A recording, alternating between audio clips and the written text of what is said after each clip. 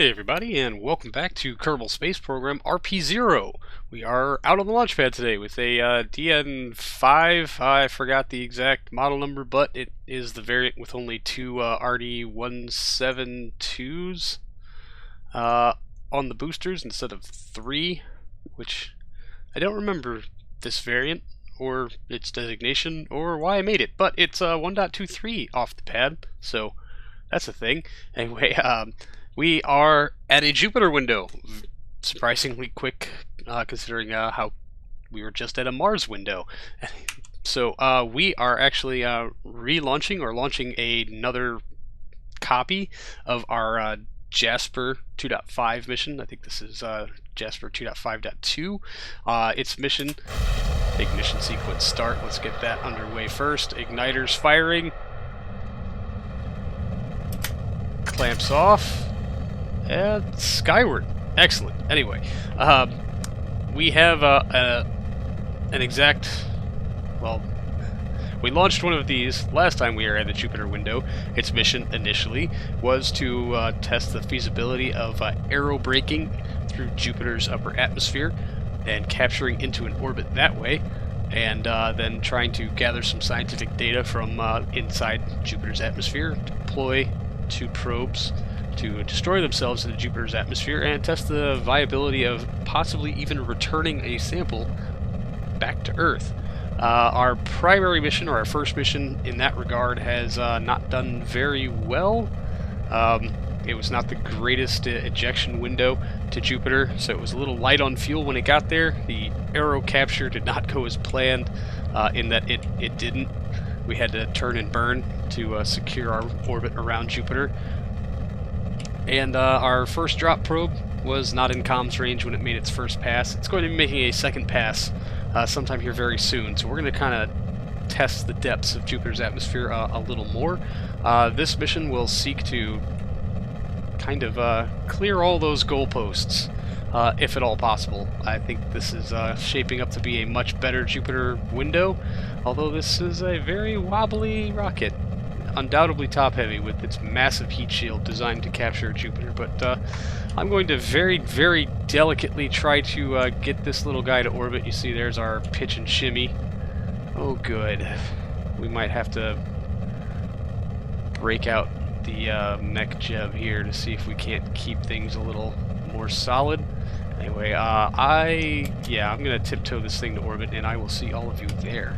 Yeah, this thing always was a little bit of a wobbler. I guess I had forgotten exactly how much wobbles there were. Not nearly as bad as some of the other things I've actually managed to get to orbit, but certainly not the most pleasant to orbit experience. There was just a little bit of rocking the boat, as you can see. Clearly evident here in this little bit of footage where I was trying to work through this gravity turn. Eventually we would switch over to using Mech Jeb's smart ASS module to kill rotation, and it did help considerably, I should say. It did make this flight to orbit a little more tolerable, although it is not my preferred method of actually flying to orbit. There's Booster SEP will be coming up here on Fairing SEP in just a little bit. There they go. And there is our tiny but very dense spacecraft, little Jasper here, on his way to Jupiter to hopefully fulfill the mission his predecessor will inevitably fail to work through. Well, it was really based anyway, that part doesn't matter. We're going to be a little bit more focused on this one, and we're probably going to try to come into a prograde orbit instead of retrograde.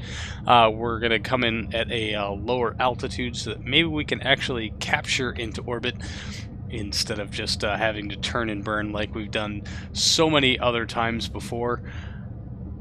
Well, you know, like the once. Whatever. Anyway, so the after Booster SEP, things did clear out for us a little bit as far as the wibbly wobbles, the boogie noodle is concerned. Made this flight a lot more tolerable. Mech Jeb helping out with that, but we're coming up on Booster SEP, so I'll turn you over to old me. Alright, well there's engine shutdown at 340 by 171 kilometer and 79 meters per second left in our core stage. Not bad. I'm pretty happy with that. I'm especially happy we get to keep this whole 7,828 meters per second of our B upper stage. Let's go ahead and eject the core. This has solar panels, but no radiators. That's interesting. Very interesting indeed. Come on, KSP. Yes, that's what I did. Alright, let's kill this and plot for Jupiter. Yes, the node creation process, always the most fascinating part of any CCSA video here. But we're actually in a fairly good transfer window, which meant things would be relatively cheap. We're well within our budget for our B upper stage. We can go ahead and get rid of Mech Jeb and Smart ASS. I didn't turn it off, so we'll actually have to go back and turn it off later because, as you can see, SAS is not engaged. But a quick warp around the planet, and we'll get around to lighting this engine up. And for that little bit, I will turn you back over to old me. Alright, stage in the HG3. Good, I did upgrade it. It has 5 ignitions. We'll just wait until it says ready to go. Now also activate SAS. Aim to the maneuver node, please. Stable, very stable. Ignition. Solid light. Whoa. Gimbal limit. Limit the gimbal. Okay then. That was interesting. Glad I kept that window open. That was a brief few minutes of panic. But good to see that we're on the way and moving smoothly. Eesh. Thank goodness. How much RCS fuel do we tank through? Alright, an appropriate amount. Good to know. So while we're working through the rest of this ejection burn, which actually most of it goes quite smoothly, we'll touch back out on that a little bit later. Anyway, for the time being, we're just gonna push this off to the side and get on to our second launch of the window. And this is going up on a retrofitted DN5 series instead of the DN6. Just a little bit smaller, but a little faster off the pad because the payload is just a little bit smaller. This is actually another variant of our Jovian Moon Surface Explorer, which is a carbon copy of our Saturn Moon Surface Explorer. We've put one of these craft down on the surface of Ganymede. We have another one bound for Callisto, and another one hoping to hit Enceladus. And now we have a third, well, really a fourth, because we have a backup out there somewhere in orbit of Saturn, actually. This one is bound for Europa, which is the latest contract that I have accepted because I needed the advance to keep the space program running, because there are surprisingly few contracts that actually work with late stage RSS RP-0 anymore. So here is booster step of those 3 engine boosters powered by the RD-172s and fairing step as well. So we'll go ahead and turn that antenna on. Not gonna relive that mistake. And as you can see in the bottom right corner, the ejection burn is still happening for little Jasper there.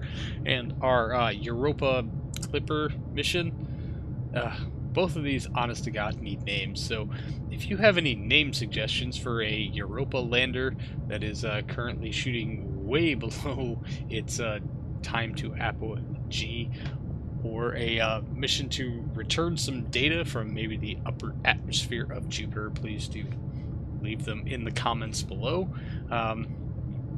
Right, Europa mission, angling well above its prograde vector because I mistimed things, as always. I'm getting really good at this, and our poor Jasper mission is starting to finalize out its ejection burn, and starting to make its last few steps in actually making rendezvous with Jupiter.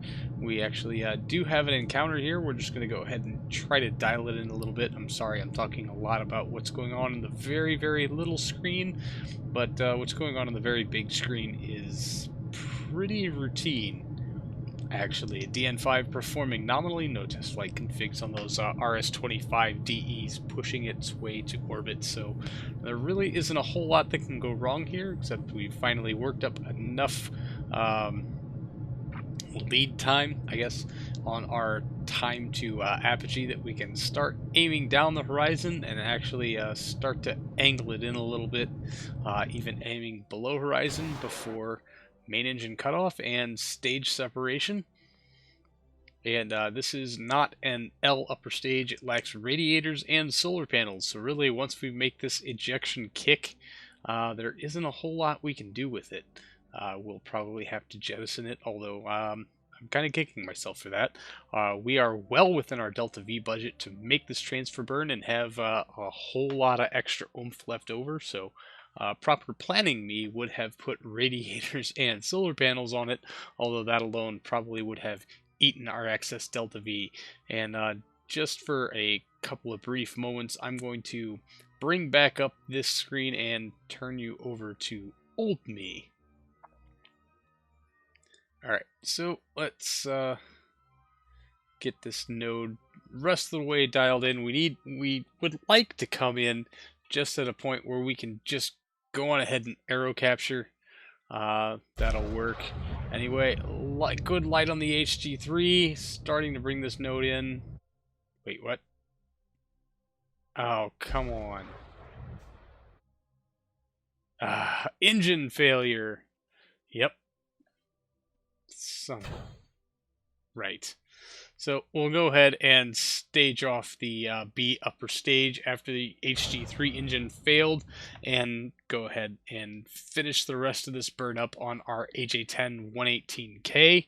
Not a whole lot left in it, but we will have to plot a new node just so I know in which direction exactly we would like to angle this thing, so that we can come in, one, on a prograde orbital path, and two, hopefully low enough to actually capture by use of aero braking through the Jovian atmosphere.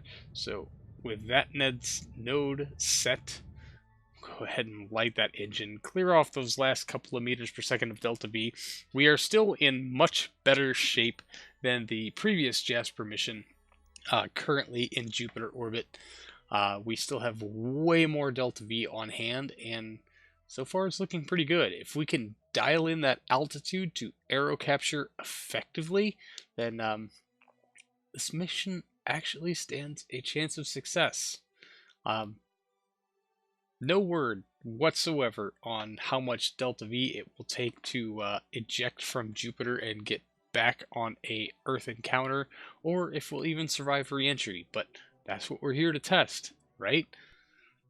Anyway, switching back to our Europa Explorer, we are about to make our ejection burn. A little bit of ullage from the RCS thrusters and a solid light on the HG3-B. I'm pretty sure it's not the B2, because while it does have higher thrust and longer runtime, it has lower overall reliability. So a little bit of physics warp, if that's why things look just a little bit weird as far as the plume animation is concerned. Really hoping for no failures on this one. And considering we just got an HG3 failure, I would be very, very, very amazed if we had 2 failures on 2 engines on 2 consecutive missions right in a row. It doesn't generally happen. I think we've worked through our HG3 failures for the next 30-40 launches or so. I mean, really, could there have been a better time for that previous HG3 to fail? We're still very much on mission success for that one. It just would have been nice to get that extra little oomph. But you know, if we have to do without it, so be it. Anyway, we've made our encounter with Jupiter. We're just going to go ahead and ease this thing on in by way of RCS. It takes very, very little RCS correction to bring this node well down. I would like to get our relative inclination with Europa as resolved as I can, and it looks like our options right now are quite polar. So we're gonna set up this maneuver node, switch out to Jupiter, and then try to start just dialing things in a little bit, and see if we can't remain both on prograde vector and get our periapsis at least somewhat lined up with Europa's orbital plane, so that at least when we make that orbital insertion, we keep our apoapsis really high and make the adjustment way the hell out there, so that it's really, really cheap to do a plane change at lower speeds. So it does take a lot of finagling as far as these maneuver nodes go, and just kind of bouncing things around just a little bit, but eventually we are able to get our periapsis and ascending or descending nodes somewhat close to each other and somewhat on plane, meaning that our plane correction will only be a couple of degrees instead of, you know, like 40 or 50 degrees, which is kind of what we were looking at before. However, it is kind of an expensive node. We're looking at 264 some odd meters per second, but with more than a kilometer per second or so left in this tank, I think we can well afford it. And making the burn just a little bit early and then correcting up on RCS leaves us in pretty good shape with only 400 or so meters per second to capture. 800 meters per second puts us in a pretty decent low orbit, so we'll go ahead and set up Kerbal alarm clock to warn us when we're trying to make our capture burn. That's the word I'm looking for. Hooah. Anyway, but our B upper stage, however, will be completely devoid of fuel by the time we get there, because it lacks radiators, it lacks solar panels. It's really just not going to do us a whole lot of good. So we will go ahead and stage off that upper stage now, turn it around a little bit, at least, well, maybe get it facing into the prograde vector, but just way off from our probe actual, and then set up a little node here. Anyway, we've had a lot of trouble actually getting things to impact Venus and burn up in the atmosphere. This, however, will absolutely fulfill that goal. We're going to go ahead and dispose of this by jettisoning it into Jupiter and contributing to its overall mass of hydrogen, provided, of course, of how much actually hasn't boiled off by the time it gets there. Anyway, that's a good stage. Both of these craft, separated by only a couple of hundred meters, will result in very, very different orbital planes when they get there. It's going to be awesome. Anyway, as a very brief change of pace, we're going to switch gears and come out here and visit the reconstruction of our Tremonia moon station out here in the orbit of the moon. Obviously, something that we have been trying to get back online for a few years now. It has proved difficult because Kerbal Space Program keeps randomly deleting my craft that are active and in orbit.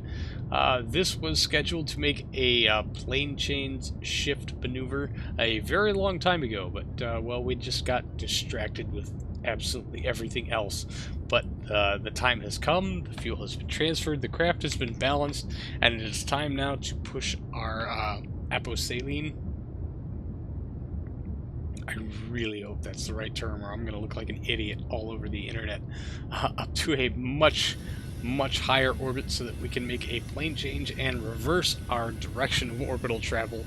If you remember, this space station, before it was randomly deconstructed by a misdeployed antenna at a very opportune moment of undocking, was a retrograde orbit around the moon, and although it did not affect our operations there greatly, it was kind of an inconvenience, and the extra delta V cost of getting a crew to and from the station because of its orbital path was probably in like the 10 to 20 meter per second range per trip, but I would really like to get it in a prograde orbit. It makes everything kind of work better. So yeah, KSP has this issue with plotting nodes where you do a complete and total reversal, but I just need to know which way to face, which of course is retrograde.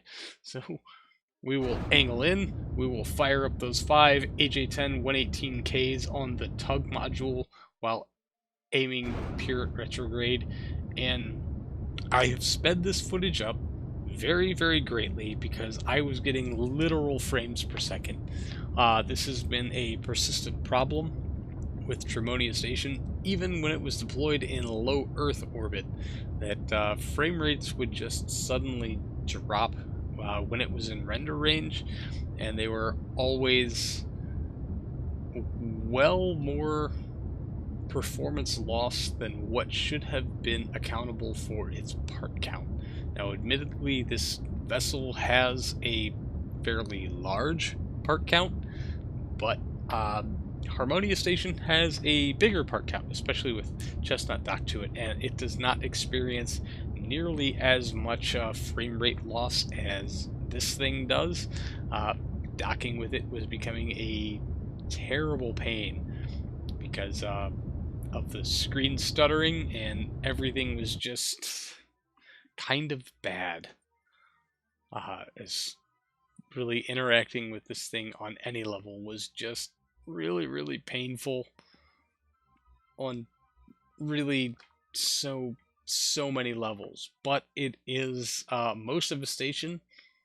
It has a huge fuel tank. We have our resupply thing here that has a lot of life support on board.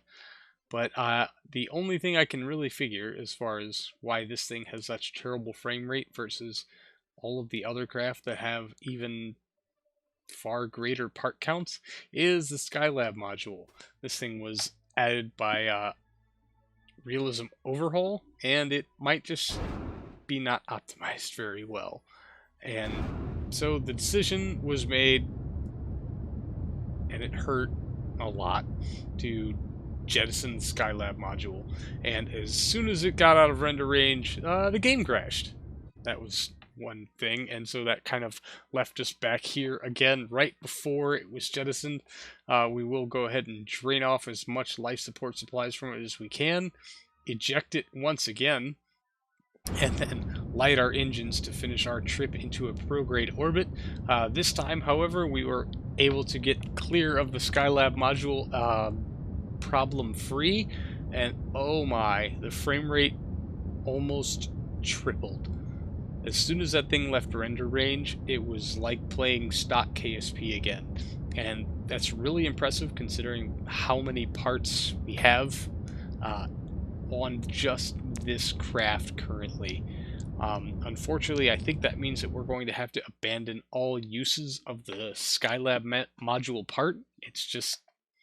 It's too buggy, and really with a lab module or two we can accomplish almost the same thing. It just doesn't look quite as cool.